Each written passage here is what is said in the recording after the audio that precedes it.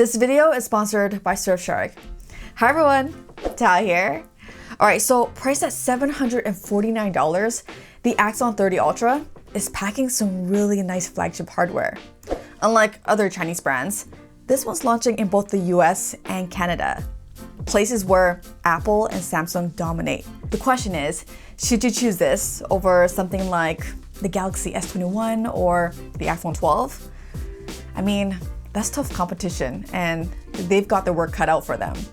But I do like what ZTE is offering here. First of all, I have to give them credit for actually including a charger in the box, and they didn't cheapo on the charger either. You get the max 65-watt charger that the phone's capable of. It charges the phone up really fast. I'm talking 38 minutes from a dead battery to 100%. It doesn't support wireless charging though, but honestly, I didn't even miss it since it charges so fast plugged in. Battery life has been pretty decent over the past few weeks. I've been averaging around 6 hours of screen on time daily. Easily gets me through a full day with no problem. Standby time is also amazing. It drains like 2 to 3% overnight. The design is clearly Galaxy Note 20 inspired, which is fine since that's a great looking phone. I mean, even the camera bump sticks out just as much too. What I don't love is just how narrow the sides of the phone are. The curves make the phone look real fancy, but it just feels almost sharp when holding it. On the bright side, they bundle a surprisingly nice case that helps with that. Other things to note in terms of build, there's no expandable storage, but it is dual SIM. No headphone jack, but they do bundle a USB-C dongle. There's no official water resistance rating.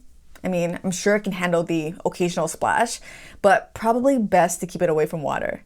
And last thing, the vibration motor. Yeah, it could be better. On the front, you've got a curved AMOLED display that maxes out at 1080p and can refresh up to 144 Hz. You can go in and manually select the refresh rate, but out the box, it's set to auto, which is what I've left it on. For my testing, it seems to sit at 90 Hz most of the time, but will dip to 60 on something like the lock screen. I don't think I saw it switch to 144 Hz once during my testing. I did force it to run at 144 Hz for a single day, but the battery got absolutely demolished. So yeah, leave it on auto. Using it outdoors, it's not the brightest I've used, but still more than good enough. It's AMOLED and HDR10 certified, so content looks great as you'd expect. There are dual speakers tuned by DTS, one out the bottom and one through the earpiece.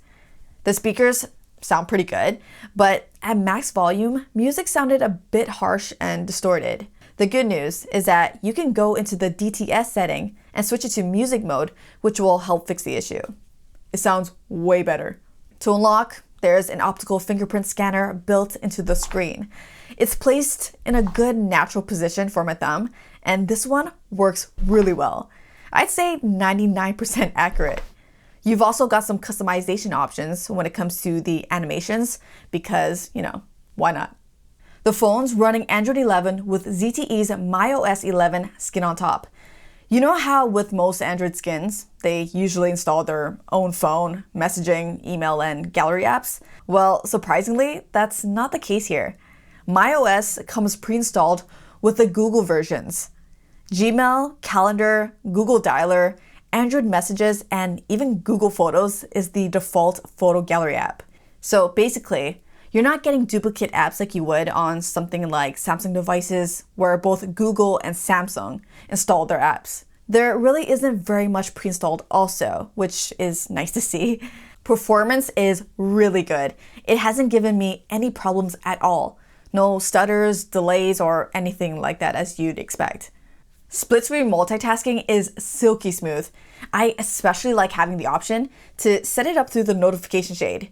There's also a lot of little additions to the software experience that you might appreciate. You can add a pedometer to your lock screen to keep track of your daily steps. Don't like how the pages scroll on your home screen? You can change that.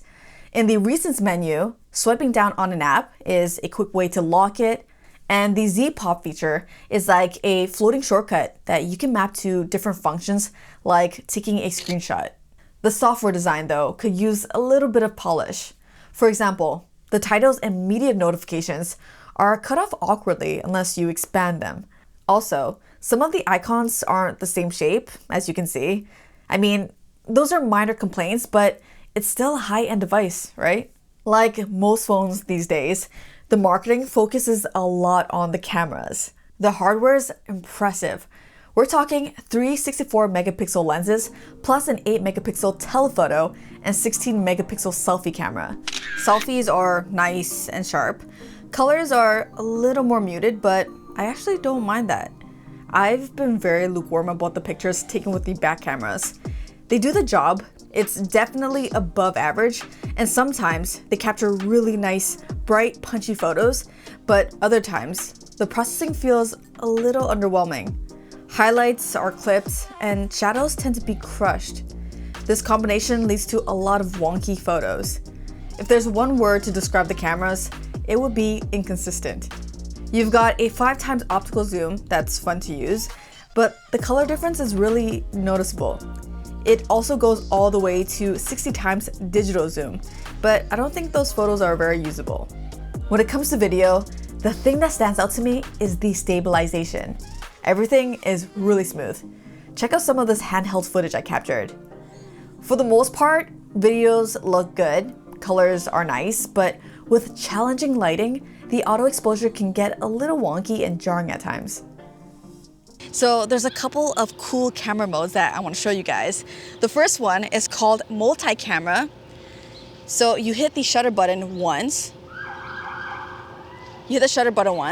This lets you take 3 different photos from the different cameras. You'll get a regular shot, an ultra wide, and a 5x zoom photo. So let me take this really quick for you guys. That's pretty cool, right? The next one is called Vlog. It's basically a bunch of pre-made video styles that stitches clips together to make things a little more cinematic. All right, so this one, for example, requires 4 different clips. So to begin, record for 3 seconds. Now, once you're done, move to the next scene and repeat 3 times.